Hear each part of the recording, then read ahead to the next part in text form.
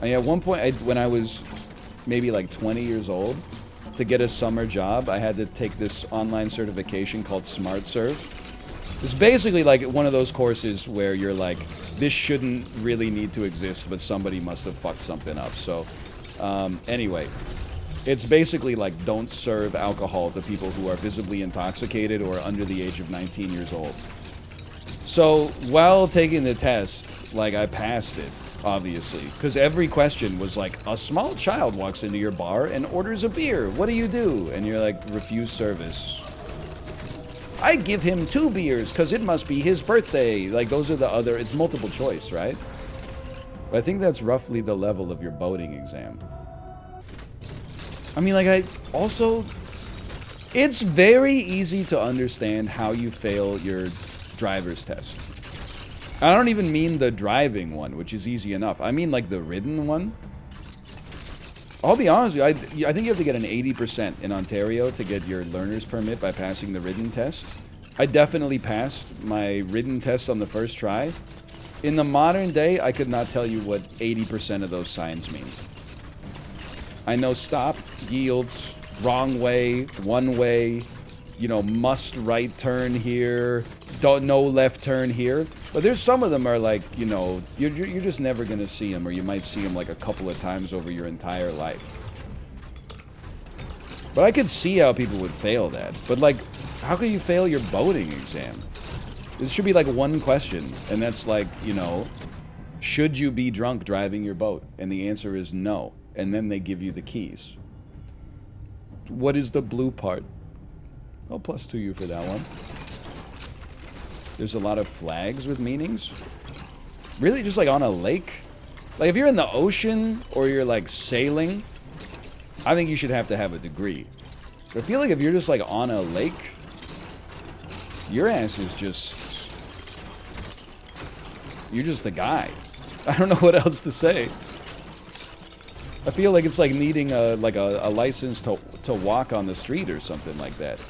Like, I wish people walked, you know, single file or maximum like 2 across on the street as well, but I'm not saying they should have their sidewalk privileges taken away.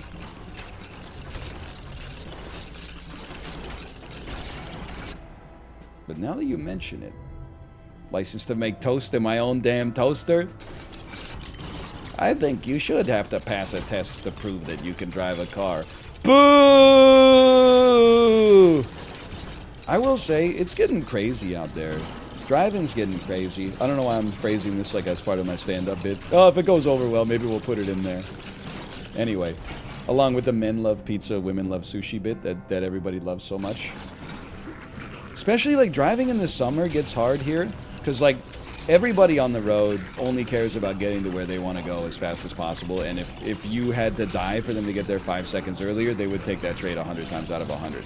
But then also, you have cyclists who are just doing whatever, and I mean that in a positive way. They're not, you know, offending me. They're just trying to get to where they're going or like get some exercise, but it adds another level of complexity. Some of them are respecting the rules of the road, some of them aren't. And then you get the pedestrians as well, some of whom, nothing, of all the vehicles on the road, now these haters will say these are not vehicles, of all the vehicles on the road, nothing annoys me more than me like having to turn right in my car, the light turns green, there's a pedestrian on the sidewalk that is facing like they're going to cross the road, the walk signal turns on, and I'm like waiting for them to walk, but they're just looking at the light, and I'm like starting to inch forward, and I'm like, I don't want to start making the turn because I'm going to kill them.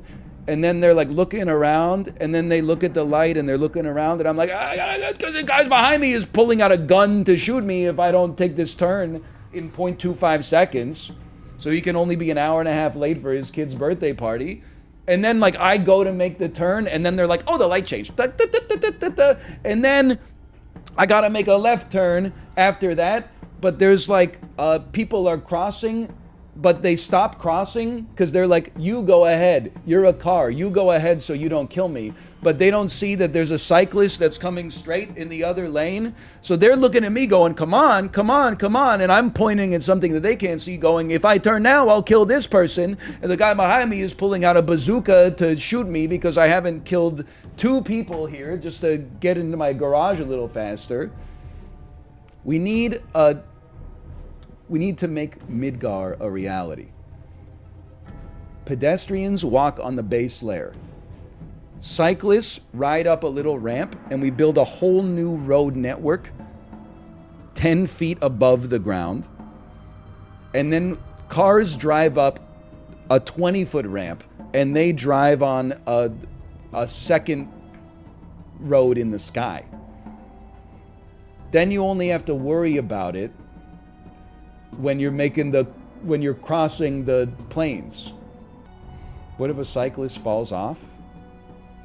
They should get better at biking then, honestly. Cyclists, when they get hit by another cyclist and thus can't blame their fractured rib on Henry Ford. I'm a cyclist myself, just because my bike doesn't go anywhere. Oh, you're gonna gatekeep me? I'm saying I'm a friend of the cyclists, okay? I was gonna say I hate everybody on the road, but I realized I'm actually like a society lover more than a society fighter. It's just that the squeaky wheel gets the damn grease, you know? The people who annoy you get your attention because you notice them more.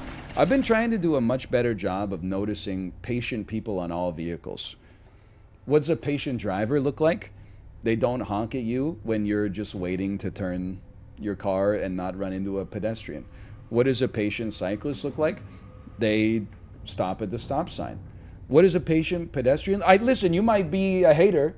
I do this sometimes. If I'm crossing the street, but I see that the car is trying to turn left, for example, and is having a hard time doing so, I'll wait and wave them forward and just go ahead. Because I know sometimes you'll be waiting like to turn left for 35 seconds, and then there's a brief quanta of time where no cars are coming in the opposite direction, and then somebody on the sidewalk is just like, this is the perfect time to cross the road.